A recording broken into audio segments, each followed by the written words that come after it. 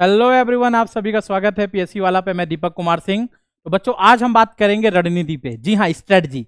UP PSC की तैयारी किस प्रकार से करें, क्या हमारी प्लानिंग होनी चाहिए कि हमारा जो नेक्स्ट यूपी पीएससी एग्जाम है वह क्लियर हो जाए, किस प्रकार से हम अपने घर बैठे एसडीएम और डीएसपी जैसी पोस्ट जो हैं वह पा सकें, क्लियर है, उसकी तैयारी कर सकें।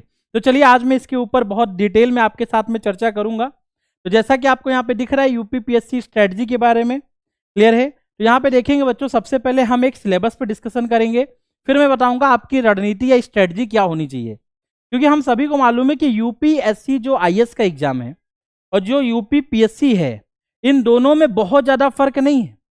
क्योंकि यूपी पीएससी जो है वह यूपीएससी एग्जाम के पैटर्न पर ही आधारित है। बस क्वेश्चन के जो पूछने के तरीके या उसका लेवल है उसमें ही 19-20 का फर्क होता है, इससे ज्यादा कोई फर्क नहीं है। लेकिन उस लेवल पर भी यूपी पीएससी के बच्चों को स्पेशल फोकस लेकर किस प्रकार से तैयारी करनी चाहिए उसके बारे में मैं आज आपसे यहां पर चर्चा करूंगा। तो बच्चों देखेंगे, यह एग्जाम भी 3 फेज में होता है, जिसमें आपका प्रीलिम्स होगा, प्रारंभिक परीक्षा, फिर मेंस मुख्य परीक्षा होती है, उसके बाद इंटरव्यू, जिसमें हम देखते हैं कि हमारा जो पर्सनालिटी, जो एक डेवलपमेंट प्रोग्राम है, पर्सनालिटी जो देखी जाती है कि ओवरऑल आपके अंदर कॉन्फिडेंस, आत्मविश्वास है कि नहीं है, जिस पोस्ट की आप तैयारी कर रहे हैं। तो इस प्रकार से प्रीलिम्स, मेंस और इंटरव्यू, यह भी परीक्षा 3 चरणों में होती है, 3 फेज में होती है। अब इसमें सबसे पहले अगर बात करें प्रीलिम्स मतलब प्रारंभिक परीक्षा की, तो उस प्रारंभिक परीक्षा में बच्चों 2 प्रकार से क्वेश्चंस, जो अगर आप देखेंगे पेपर जो एग्जाम होगा वह 2 होंगे। एक जीएस पेपर 1 होता है, तो यहाँ पे दिख रहा होगा सामान्य अध्ययन पेपर 1, और एक जीएस पेपर 2 होता है जिसे हम सीसैट के नाम से जानते हैं। तो जो दूसरा जो होगा वो जीएस पेपर 2 होगा, जिसे हम सीसैट के नाम से जानते हैं। इस प्रकार से अगर देखा जाए तो ये 2 एग्जाम, 2 पेपर आपके होंगे। अब मैं अगर जीएस पेपर 1 की बात करूं, तो जीएस पेपर 1 में कुल मिलाकर आपसे करीब 150 क्वेश्चन पूछे जाते हैं, लेकिन यह पेपर जो होगा वो 200 मार्क्स का होगा, ठीक है। और 150 क्वेश्चन आपसे पूछे जाएंगे, तो प्रश्न आपसे पूछे जाएंगे 150, 150, और जो मार्क्स होगा वह 200 होगा। इस प्रकार से आप देखेंगे कि ये जीएस पेपर 1 है। जीएस पेपर 2 सीसैट की अगर मैं चर्चा करूं, तो सीसैट में बच्चों आप देखेंगे तो टोटल 200 मार्क्स का पेपर होगा, ठीक है, और 33% आपका कट ऑफ होगा। जी हाँ, ये पेपर क्वालिफाइड इन नेचर है, ठीक है। ये आपको बस क्वालिफाई करना होगा। क्वालिफाई करने के लिए 33% नंबर लाना जरूरी है। जी हाँ, अगर आप 33% नंबर लेकर आते हैं, 33%, तो आपका यह एग्जाम जो होगा वह कहीं ना कहीं क्वालिफाइड रहेगा, क्लियर है। और जब आप इसे क्वालिफाई करोगे तब जाकर आपकी जीएस की कॉपी चेक होगी, मतलब जीएस पेपर 1। अब अगर बात करें तो इन दोनों जगहों पे खास चीज आपको देखने को मिलेगी, जिसे हम कहते हैं निगेटिव मार्किंग, ठीक है। जी हाँ, क्लियर है, निगेटिव मार्किंग। और निगेटिव मार्किंग यहाँ पे 1/3 है, लाइक द यूपीएससी। जी हाँ, 1/3 निगेटिव मार्किंग का मतलब ये होता है कि अगर आपने एक क्वेश्चन गलत किया तो उसका 0.33 अप्रॉक्स कटेगा। नहीं तो आप ऐसा समझ सकते हैं कि अगर आपने एक क्वेश्चन सही किया और 3 क्वेश्चन आपने गलत किए, तो आपको जो मार्क्स मिलेंगे वो 0 मिलेगा। जी हाँ, क्योंकि अगर आपके हर एक 3 प्रश्न की गलती पर आपका एक सही प्रश्न जो है उसे गलत मान लिया जाएगा, क्योंकि ये 1/3 की निगेटिव मार्किंग को लेकर चलता है। इस प्रकार से बहुत जरूरी हो जाता है कि जब भी हम क्वेश्चन पेपर अटेम्प्ट करें तो उन्हीं क्वेश्चन को अटेम्प्ट करें जिसमें सटीकता हो, आंसर हमें पता हो। अगर हम एलिमिनेट भी करें, बस कोशिश करके हम कट ऑफ मार्क्स तक जाने के लिए जरूरी है कि इस निगेटिव मार्किंग के जाल से बच पाएं। इसकी स्ट्रेटजी भी मैं आगे आपके साथ में डिस्कस करने वाला हूं। आगे देखेंगे बच्चों, यहां पे जैसा कि दिख रहा है आपको, यह जीएस पेपर 1 का सिलेबस है। जीएस पेपर 1 में क्या पाठ्यक्रम होगा वो यहां पे आपको दिख रहा है। सबसे पहले आपको स्क्रीन पे दिख रहा होगा राष्ट्रीय एवं अंतरराष्ट्रीय महत्व की समसामयिक घटनाएं, ठीक है। जी हाँ, करंट अफेयर आएगा जो कि नेशनल और इंटरनेशनल इश्यूज पे होंगे। तो ये आपका सेक्शन जो है बच्चों, ये आपका करंट अफेयर का सेक्शन है, ठीक है।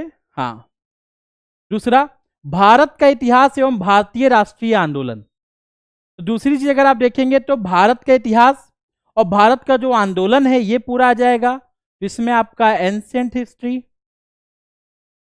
मेडिवल हिस्ट्री, मॉडर्न हिस्ट्री, ये तीनों आ जाती हैं। साथ में आर्ट एंड कल्चर भी आप ऐड कर लीजिए, ठीक है। हाँ, उसके अलावा आप देखेंगे कि भारत एवं विश्व का भूगोल, भारत एवं विश्व है भौतिक, सामाजिक और आर्थिक भूगोल, मतलब आपका फिजिकल ज्योग्राफी, आपका सोशल ज्योग्राफी, या फिर हम कह सकते हैं इकोनॉमिक ज्योग्राफी।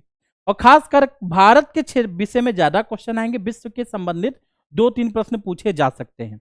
इसके अलावा आप मानचित्र मतलब मैपिंग पे भी आपको फोकस करना पड़ेगा, ये आपका है। थर्ड आप देखेंगे भारतीय राजनीति एवं शासन, संविधान, राजनीतिक व्यवस्था, पंचायती राज, लोकनीति, आधिकारिक मुद्दे। कहने का मतलब बस यही है कि आपका पॉलिटी का सेक्शन है ये। लक्ष्मीकांत अगर किताब आपने सुनी हो तो वो पूरा का पूरा सिलेबस है। तो पॉलिटी जो है उसमें इस प्रकार से क्वेश्चन आएंगे, ठीक है।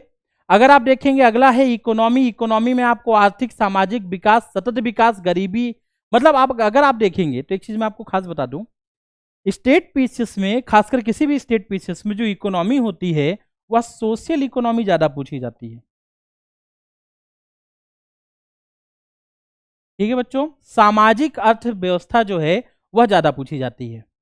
इसके अलावा देखेंगे बच्चों पर्यावरण एवं परिस्थितिकी संबंधी सामान्य विषय, जैव विविधता, ठीक है, जलवायु परिवर्तन, इस विषय में विशेषज्ञता की आवश्यकता नहीं है, लेकिन लास्ट ईयर यहां से करीब 25 क्वेश्चन पूछ लिए 2022 में, चौंका देने वाला रहा है। अप्रॉक्स 25 क्वेश्चन इन्वायरमेंट और इकोलॉजी से पूछे गए हैं, इसलिए इसके ऊपर भी आपको पर्याप्त मात्रा में ध्यान देना है। और सामान्य विज्ञान जो है ये हमेशा से एवरग्रीन सब्जेक्ट रहा है। जनरल साइंस आपसे पूछा जाता है, जो कि आपके 20 से लेकर 25 नंबर के आसपास में क्वेश्चन यहां से हमेशा पूछे गए हैं आपके यूपी पीसीएस एग्जाम में, ठीक है। तो ये आपका जीएस पेपर 1 का सब सिलेबस है। इस सिलेबस में करंट अफेयर देखेंगे सबसे महत्वपूर्ण, करंट अफेयर से ज्यादा क्वेश्चन है, पर्यावरण से क्वेश्चन पिछली बार ज्यादा आ गया, विज्ञान से क्वेश्चन, इतिहास से क्वेश्चन है। तो ये सब्जेक्ट जो है ये आपको एक हायरार्की में सेट करने हैं, जो कि मैं आगे अभी रणनीति में इसके बारे में डिस्कस करने वाला हूं। आपकी रणनीति क्या होगी उसके बारे में डिस्कस करेंगे। आगे देखेंगे बच्चों यहीं पे तो सीसेट अगर देखेंगे जो पेपर 2 है उसमें कॉम्प्रीहेंशन, आपने देखा होगा कि हमारे पास गद्यांश आता है, कॉम्प्रीहेंशन, एक चीजें, एक पैराग्राफ दिया होता है उस पर कुछ क्वेश्चन होते हैं, हमें सॉल्व करना है। इसके अलावा देखेंगे अंतर व्यक्तिक क्षमता, जिसमें संप्रेषण कौशल भी समाहित होगा, ठीक है, रीजनिंग हो गया, डिसीजन मेकिंग हो गया, बौद्धिक योग्यता हो गया, अंक गणित, बीज गणित, रेखा गणित, सांख्यिकी मतलब स्टैटिक पोर्शन, अर्थमेटिक, अलजेब्रा, ठीक है। इस प्रकार से देखेंगे कि हाई स्कूल स्तर तक अंग्रेजी आएगी और प्रारंभिक गणित हाई स्कूल स्तर तक ही आएगी, मतलब आपको 11th-12th का स्पेशलाइजेशन नहीं चाहिए, हाई स्कूल स्तर तक की अंग्रेजी, गणित, ठीक है। इन चीजों पे ध्यान ले लें तो भाई आप प्रैक्टिस कर लें तो आपका यह पेपर जो होगा वह 1/3 नेगेटिव मार्किंग के बाद भी 33% क्वालिफाइंग जो पेपर है वह निकल जाएगा। ये तो रहा आपकी सीसेट का मुद्दा, सीसेट के बारे में डिस्कशन। अब बच्चों जैसा कि आपको यहां पे दिख रहा है, मैं पिछले 2 साल का एनालिसिस आपके लिए लेकर आया हूं, कहां से कितने प्रश्न पूछे गए। अगर आप देखेंगे बच्चों तो हिस्ट्री वाला, इतिहास वाला जो सेक्शन है, इतिहास से 2021 में 18 क्वेश्चन पूछे गए, ठीक है, हाँ, और 16 क्वेश्चन 2022 में पूछे गए अगर यूपी स्पेशल हटा दें तो। पॉलिटी में अगर आप देखेंगे आपके संविधान में तो 25 क्वेश्चन पूछे गए थे 2021 में, इस बार 19 क्वेश्चन पूछे गए। अगर मैं ज्योग्राफी की चर्चा करूं तो 22 क्वेश्चन पूछे गए थे, इस बार आपसे 15 क्वेश्चन पूछे गए। इकोनॉमिक्स की चर्चा करूं तो 13 क्वेश्चन हैं, जिनमें से इस बार बहुत कम करके 4 के आसपास छोड़ दिया, अगर करंट अफेयर हटा दे, वो मैंने करंट सेक्शन में लिया है। जनरल साइंस की बात करें तो 22 क्वेश्चन आता था, जहां पे 13 हो गया। और अगर मैं इन्वायरमेंट की बात करूं तो यहाँ 10 क्वेश्चन थे, यहाँ पे 25 क्वेश्चन पूछे गए। यूपी स्पेशल में 5 थे पिछली बार, इस बार 8 क्वेश्चन आ गए। और करंट अफेयर की बात करें तो पहले 27 थे और फिर 8 जो थे ये जनसंख्या से क्वेश्चन आते थे। इस बार 23 क्वेश्चन करंट अफेयर, 22 अगर देखेंगे मिसलेनियस, और अब बाकी टॉपिक ऐड कर देंगे, और साथ में 5 जनसंख्या से क्वेश्चन मिला के इस प्रकार से टोटल 150 नंबर के क्वेश्चन पूछे जाते हैं। अब आपके मन में आएगा कि सर इसमें कट ऑफ निकालने के लिए कितना चाहिए, तो अप्रॉक्स देखा जाए 2022 के आधार पे देखते हुए एक अनुमान लगाया जाए तो कम से कम आप 95 क्वेश्चन एवरेज मान के चलिए। ठीक है कि 95 क्वेश्चन एवरेज जो है, ठीक है, एक सेकेंड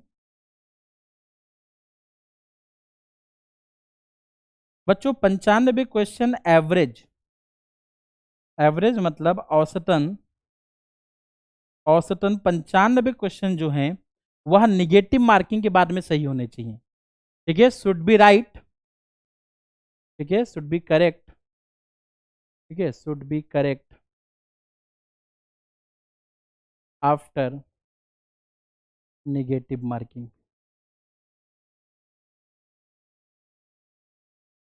ठीक है, तो नकारात्मक नंबर अगर आप देखेंगे तो उसके बाद आप देखेंगे यहाँ पे एवरेज आपका करेक्ट होना चाहिए, तो ये पोर्शन दिखता है। आगे देखेंगे बच्चों यहीं पे तो आपको दिखेगा सामान्य हिंदी, जनरल हिंदी, ये मेंस का सिलेबस है। मेंस के सिलेबस में आप देखेंगे तो सामान्य हिंदी आता है पेपर, फिर आपसे निबंध भी पूछा जाता है, सामान्य अध्ययन पेपर 1। अब आपको हिंदी और ऐसे तो मालूम है, लेकिन मैं सामान्य अध्ययन जनरल स्टडीज पेपर 1 की अगर मैं बात करूं, ठीक है, तो यहां पे आपका हिस्ट्री, ठीक है, हिस्ट्री के साथ में आपका ज्योग्राफी और ज्योग्राफी के साथ में आपका सोसाइटी, ये फेज से क्वेश्चन आता है। सामान्य अध्ययन पेपर सेकंड की अगर मैं बात करूं आपसे, तो पेपर सेकंड में आपका वही पॉलिटी, गवर्नेंस, हेल्थ एजुकेशन, ठीक है, शिक्षा एवं स्वास्थ्य, ठीक है, यहां से क्वेश्चन पूछा जाता है। सामान्य अध्ययन पेपर थर्ड अगर मैं बात करूं, यहाँ पे आईआर भी आ जाएगा आपका सेकंड में ही। थर्ड में बात करूं तो आपका economy, environment, science and tech, खासकर साइंस से क्वेश्चन आता है, और साथ में आपका इंटरनल सिक्योरिटी। अगर मैं जीएस पेपर फोर्थ की बात करूं तो ये पूरा का पूरा पेपर एथिक्स के बेस पे है, मतलब यहां से नीति शास्त्र एथिक्स के क्वेश्चन आते हैं।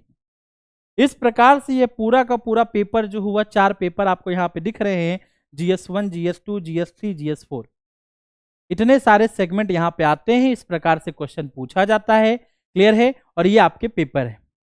आगे अगर आप देखेंगे तो let's talk about the strategy. अब हम बात करेंगे रणनीति की। ये तो रही बात सिलेबस की जो हमने चर्चा की।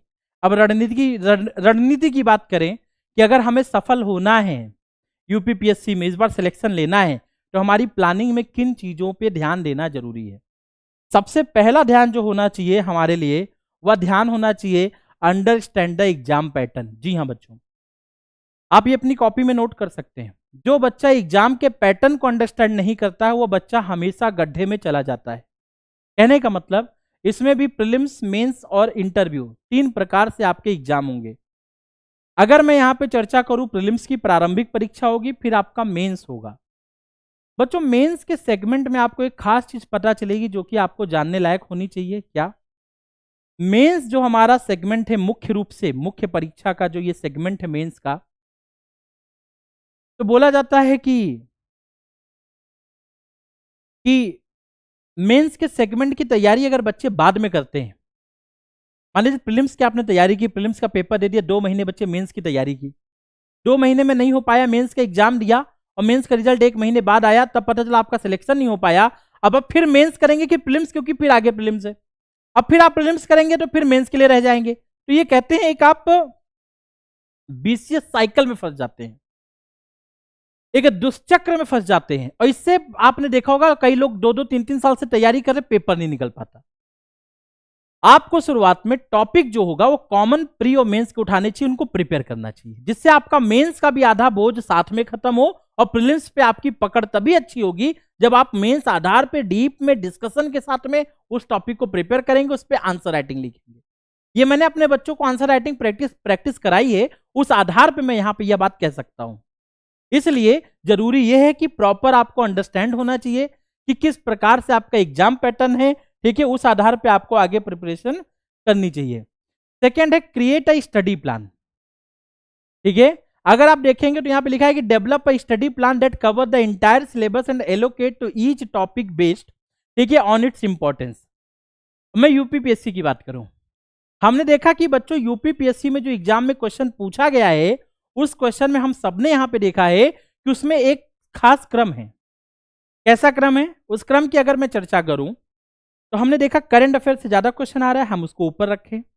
करंट अफेयर के बाद दूसरा सेगमेंट लेकर आए जनरल साइंस, ये सॉरी आपका कहते हैं कि इन्वायरमेंट का, जो पिछली बार ज्यादा आ गया, या जनरल साइंस इन्वायरमेंट लेके चलें। फिर आपका हिस्ट्री, पॉलिटी, इस प्रकार से एक हायरार्की सेट कर ले, क्योंकि जहां से ज्यादा क्वेश्चन आते हैं उन एरियाज पे हमें फोकस ज्यादा करना है। जहां से क्वेश्चन कम आते हैं उन एरियाज पे पढ़ना तो है, लेकिन ऐसा ना हो कि जिस जगह पे पढ़ने पे हमें 20 क्वेश्चन आएंगे और जहां से पढ़ने में केवल 4 क्वेश्चन आएंगे, तो हमने दोनों को बराबर टाइम दिया, या तो मूर्खता है। सिलेबस एक बार खत्म करिए, लेकिन ज्यादा समय वहां दीजिए जहां से ज्यादा क्वेश्चन आते हैं, और जहां से कम आते हैं वहां मत दीजिए। कई कोचिंग संस्थान में मैंने यह देखा है अपने पूरे पिछले 8-10 साल के एक्सपीरियंस में, जहां पे जो टीचर जिस सब्जेक्ट का मिल गया उसी का सब्जेक्ट चलता रहता है, भले ही पेपर में आ रहा है कि नहीं आ रहा है, वो पढ़ाते ही रहता है 6-7 महीने। ये सबसे बड़ी समस्या मैंने देखी है। लेकिन अगर आप देखेंगे तो एक अच्छा स्टूडेंट तभी सिलेक्शन ले पाएगा जब उसके पास में एक क्रिएट स्टडी प्लान, उसको मालूम है किस सब्जेक्ट में कितने क्वेश्चन आएंगे, उस आधार पे वो अपने सब्जेक्ट को लेकर चलेगा, उसको प्रिपेयर करके चलेगा। नेक्स्ट पोर्शन बच्चों यहां पे है कि read newspaper and current affairs. अगर आपको सिलेक्शन चाहिए, तैयारी आपकी अच्छी होनी है, तो न्यूज़पेपर और करंट अफेयर होना बहुत जरूरी है। क्योंकि मेरा मानना यह है कि जब हम न्यूज़पेपर और करंट अफेयर पढ़ते हैं, उससे 2 फायदे होते हैं। पहला फायदा यह होता है कि हमें फैक्ट डेटा मिलते हैं जो हम अपडेट कर सकते हैं अपने नोट्स में। ठीक है, जिस प्रकार से हम अगर इन्वायरमेंट में कोई चेंज हुआ, किसी खास पशु के बारे में जानकारी है, किसी खास नेशनल पार्क की जानकारी है, हम डेटा कवर कर सकते हैं। और जब हम इसी न्यूज़पेपर में हम ओपिनियन पढ़ते हैं, एडिटोरियल पढ़ते हैं, तो हमारे अंदर वह खास प्रकार की एक स्किल, कुशलता विकसित होती है। जब हम मेंस में आंसर राइटिंग करें तो हम अपने शब्दों को रख पाएं, हम अपना ओपिनियन, अपनी राय दे पाएं। एक व्यक्ति जो, एक लड़का जो जिसने कहीं छोटी जगह से पढ़ाई की है, किसी प्राइवेट जगह से उसने ग्रेजुएशन किया है, वह बच्चा अब मेंस में आंसर लिखने जा रहा है, जहां पे उसे अपने शब्दों में कोई बात कहनी है, वह तभी सफल हो पाएगा, तभी अच्छे से कह पाएगा जब उसके पास में न्यूज़पेपर रीडिंग होगी। मैं कहता हूं newspaper reading should be compulsory for all the students. Daily 2-3 घंटे तो पढ़िए, 2 घंटे तो कम से कम पढ़िए बच्चों, 1.5 से 2 घंटे। क्यों? जरूरी है। समय देंगे, आपका खुद का विकास होगा, इंटरव्यू में आपके पास में आत्मविश्वास होगा, और आप अपनी राय, अपनी ओपिनियन जो है वह दे सकते हैं। यह बेनिफिट आपको यहां पे मिलेगा। तो न्यूज़पेपर रीडिंग से भी यह बेनिफिट हमें देखने को मिलता है। उसके बाद बच्चों आगे चलेंगे तो अगला पोर्शन आता है हमारा, choose the right study material, biggest challenge.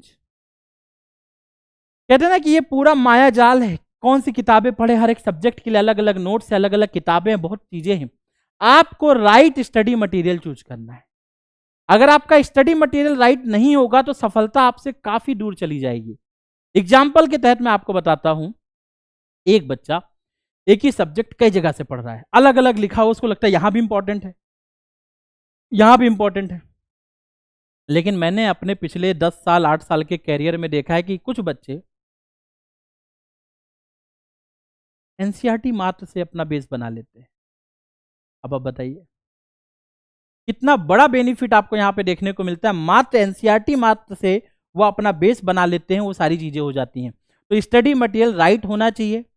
अगर मैं बुक्स की बात करूं तो इंडियन पॉलिटी के लिए M Lakshmikant, art and culture के लिए Nitin Singhania, a brief history of modern India Rajiv Ahir spectrum जो फेमस है। अगर हम ज्योग्राफी हिस्ट्री के लिए क्लास 6 to 12 और ना हो पाए तो 11-12 की कम से कम आप एनसीईआरटी जरूर पढ़ें। इसके अलावा देखेंगे बच्चों, एनुअल इकोनॉमिक सर्वे और बजट करना जरूरी है। Current affair by monthly compilation, physics वाला जो हम देते हैं आपको मंथन मैगजीन, उस मैगजीन से करंट अफेयर प्रिपेयर करें जो डेडिकेटेड है खास यूपी पीसीएस एग्जाम के लिए, यूपीपीएससी के लिए। इसके अलावा आप बुक डिसाइड करें, बहुत ज्यादा आपको बुक में कंफ्यूज नहीं होना है, कुछ ही सोर्स पे, रिलायबल सोर्स पे आपको भरोसा करना है, उन्हीं चीजों पे आपको आगे बढ़ना है। अगली चर्चा आ जाती है प्रैक्टिस राइटिंग, बहुत जरूरी है। जो बच्चा मेंस में राइटिंग नहीं लिखता ना, वो अगर आखिरी के 2 महीने में बोले कि मैं प्रैक्टिस करके लिख लूंगा, हो नहीं सकता। और मेंस में अगर आपका एक भी क्वेश्चन छूटा तो आप पेपर से बाहर हो, क्योंकि आज एक छूटा आप बोलोगे कल कवर करेंगे, कल भी 2 छूटेगा, फिर छूटेगा, और अगर ऐसे छूटते गया तो आपका पेपर तो दूर की बात है, आपका सिलेक्शन तो हो ही नहीं पाएगा, वो बहुत दूर की बात हो जाएगी। जब आप सारे क्वेश्चन करके आओगे, अच्छे से अटेम्प्ट करोगे, फिर जाके होता है कि हाँ अब आप गेम में हो, कुछ चांस तो बन रहा है। तो चांस तभी बनेगा जब आप उस आधार पे प्रिपेयर करोगे। आंसर राइटिंग प्रैक्टिस बहुत जरूरी है, और शुरुआत से ही आप कम से कम हर एक टॉपिक पे 2 आंसर जरूर लिखें। एक आंसर आप लिखें PYQ से, एक आंसर कोई मॉडल क्वेश्चन आप बनाएं किस प्रकार से आ सकता है, या फिर जैसा आपके टीचर ने दिया है वो प्रैक्टिस करें। आंसर राइटिंग जो है ना, ये आपके लिए संजीवनी का काम करता है, जिंदा रखेगा आपको। क्लियर है? पूरे एग्जाम प्रिपरेशन में आपको कॉन्फिडेंस, आत्मविश्वास के साथ में। नेक्स्ट बच्चों, टेक द मॉक टेस्ट। हम आपको प्रोवाइड करेंगे DPPO मॉक टेस्ट।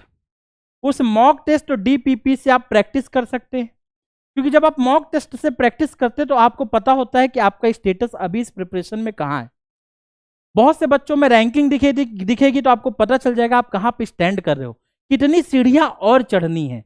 या धीरे धीरे करके आपको एक स्केल दे देगा। स्केल मतलब मेजरमेंट, मापन, कि कितनी और मेहनत करने पे सफलता मेरे पास होगी। अंधेरे में नहीं खेलना है। जो बच्चे टेस्ट सीरीज नहीं देते ना, वो अंधेरे में तैयारी करते हैं।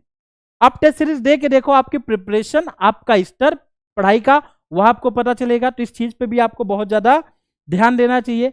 अगला है आपका टाइम मैनेजमेंट। सबसे बड़ी बात है कि यहां पे बहुत से बच्चे टाइम मैनेजमेंट ही नहीं हो पाता, कहीं लेट सो रहे हैं। देखिए, अगर आप रात को पढ़ने में कंफर्टेबल है, मैं ये नहीं कहूंगा कि सुबह उठ के पढ़िए, रात भर पढ़िए, लेकिन आपको नींद भी बहुत जरूरी है। कम से कम 6-7 घंटे की नींद, कम से कम 6, ज्यादा 7, इतनी देर की नींद होनी चाहिए। इस नींद के बाद में मेडिटेशन, हल्का फुल्का व्यायाम जो आपको मोटिवेट रखेगा, एनर्जी देगा आपको, और फिर आपको पढ़ना चाहिए। पढ़ते समय हमें ध्यान देना चाहिए, एक साथ बहुत सारे सब्जेक्ट ना लेके क्लास के बाद में क्लास के सब्जेक्ट, उसके अलावा एक सब्जेक्ट अलग से करंट अफेयर के साथ प्रिपेयर करें। और जब आप पढ़ें तो आपके टेबल पर बहुत सारी किताबें ना हो ना, आप एक एक किताब खोलते रहेंगे। मोबाइल दूर हो, मोबाइल साइलेंट करिए, स्विच ऑफ करिए, साइड रख दीजिए। किताब जो टॉपिक पढ़ने जा रहे हैं उसी की सोर्स हो, जो एक रिलायबल सोर्स हो वही हो, और जब तक वो कंप्लीट ना कर ले तब तक ना उठें। अगर उठे तो फिर या कसम खा ले कि ना मोबाइल रील्स देखने लगेंगे आप, फिर आपका तो काम हो गया। समय समय में बीच में बोर होने लगते टॉपिक में, तो मोबाइल उठाए लग गए, व्हाट्सएप, इंस्टाग्राम, फेसबुक, रील्स, इसी में जीवन चला गया। उससे बचने के लिए बहुत जरूरी है कि आपका एक पर्टिकुलर टाइम मैनेजमेंट होना चाहिए। अब नेक्स्ट है आपका फोकस ऑन बेसिक्स। बहुत से बच्चे इसको इग्नोर करते हैं, उनको लगता है कि हम एडवांस ही पढ़ेंगे। एक बच्चा है तैयारी में, उसको बोल दूं कि नहीं DD बसु से पॉलिटी पढ़ो तो हो गया कल्याण, तो 5 साल में पेपर ही नहीं निकलेगा। लेकिन अगर मैं बोलूं कि नहीं, पहले सुभाष कश्यप पढ़ो, बेसिक होगा, फिर लक्ष्मीकांत पढ़ो, इतना अंडरस्टैंड कर लोगे कि DD बसु, फिर पढ़ोगे तो समझ में आ जाएगी कि क्या है वो, बात की बात है। लेकिन पढ़ने की जरूरत ही नहीं पड़ेगी, क्योंकि अब आपको क्रम मालूम होना चाहिए। आपका बेसिक, कहते हैं घर तभी मजबूत होता है जितनी उसकी नींव मजबूत होती है। आपका सिलेक्शन उतना ज्यादा अच्छा तभी हो पाएगा जब आपका बेसिक होगा। आप यकीन नहीं मानेंगे, अपने चारों तरफ पे आप अपन उस बच्चे पे ध्यान दीजिए जो बच्चा पढ़ने में तेज है, ये देखिएगा उसका बेसिक स्ट्रांग होगा। जब बेसिक स्ट्रांग होता है ना, तो हम कड़ी जोड़कर एडवांस में भी आंसर निकाल लेते हैं। हमारा बेसिक अच्छा होता है तो हम एलिमिनेट करके भी 4 ऑप्शन में से हम सही ऑप्शन निकाल लेते हैं। UPPSC का एक क्वेश्चन था, एक तब दिया हुआ था आर्किटेक्चर वास्तुकला, एक तब दिया था किसने बनाया है। उसमें लाल महल भी था, 2.5 दिन का झोपड़ा भी था, सुल्तानगढ़ी भी था, ठीक है, एक मस्जिद भी थी। इधर नाम दिए थे, हम सभी मालूम 2.5 दिन का झोपड़ा, कुतुबुद्दीन ऐबक, हमने उसको ऐड किया, नीचे 2 ऑप्शन चले गए, 2 ही बचे थे। लाल महल बहुत फेमस है क्योंकि इसमें बहुत से लोगों ने बाद में अपना राज्याभिषेक करवाया, और बलबन के टाइम में बना था, वो भी पता चल गया। या फिर सुल्तानगढ़ी पहला आर्किटेक्चर दिल्ली सल्तनत का, जो इल्तुतमिश के टाइम में बनाया गया था। ठीक है, क्लियर है? मतलब टूम्ब, मतलब कहते हैं मकबरे का, मतलब मकबरा पहला मकबरा था जो उस समय बनाया गया आपके दिल्ली सल्तनत में, वो सुल्तानगढ़ी था, वो इल्तुतमिश के समय बनाया गया। तो ऐसे इतिहास की बहुत सारी चीजें, जब का बेसिक मजबूत होगा तो आप एलिमिनेट करके भी आंसर ले आओगे, तो वह बेनिफिट भी आपको यहां पे देगा। अगला आप देखेंगे अगर, तो आप स्टे मोटिवेटेड। आप अपनी पूरी तैयारी के दौरान यू कांट में से टी हटा दीजिए, you can. Note to self, do not quit, कभी छोड़ना नहीं है, क्योंकि लंबा सफर है। घर वालों का प्रेशर, फैमिली का प्रेशर, पैसे की कमी, ठीक है, फिर कहीं और नौकरी कर ले, बीच बीच में आपको बहुत मोटिवेशन आएंगे, कहीं जॉब मिल रही है, कहीं कोई दोस्त जॉब में चला गया, उसने तैयारी छोड़ दी, या कोई सिलेक्शन हो गया, आपको मोटिवेट रहना है। आप एक निश्चित कर लीजिए कि अगला अटेम्प्ट हमारा आखिरी अटेम्प्ट होगा, उसके बाद मैं सब कुछ छोड़ दूंगा, तो उस लेवल पे तैयारी भी कीजिए। ताकि आपको बार बार, तो इस पूरे समय में मोटिवेट रहना है।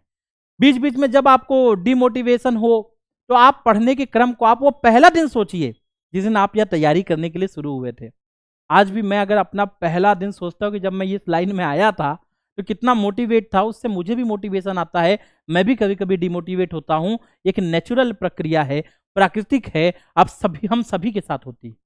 लेकिन क्या हमें इससे घबरा जाना चाहिए? नहीं, बल्कि हमें इसका रास्ता ढूंढना चाहिए। रास्ता क्या है? जब भी डिमोटिवेट फील हो उस समय हम वह पहला दिन याद करें। हम अपने परिवार के बारे में सोचें कि अगर हम यह सफलता हासिल कर लेते कहाँ होंगे। हम उन टॉपर्स को देखें जिनके पास में संसाधन की बहुत कमी थी, फिर भी पेपर निकाल लिया। तो जब सब कर सकते तो हम क्यों नहीं? बस थोड़ी सी मेहनत और थोड़ा सा आत्मविश्वास, थोड़ी सी लगन की जरूरत है। उस लगन से हमारा पेपर निकलेगा। तो आपको पूरी जर्नी में क्या रहना है? स्टे मोटिवेटेड रहना है। बस यहीं तक मैं आपको ये सारी चीज़ों पे डिस्कशन करने वाला था। नोट कर लेंगे अच्छे से, और अब मैं मिलूंगा आपको अगले सेशन में, ठीक है? क्लास में इंतजार करूंगा आपका। यूपीएससी और यूपीपीएससी और बीपीएससी के सक्षम बैच में चलता हूं। मिलेंगे जल्दी। जय हिंद, जय भारत।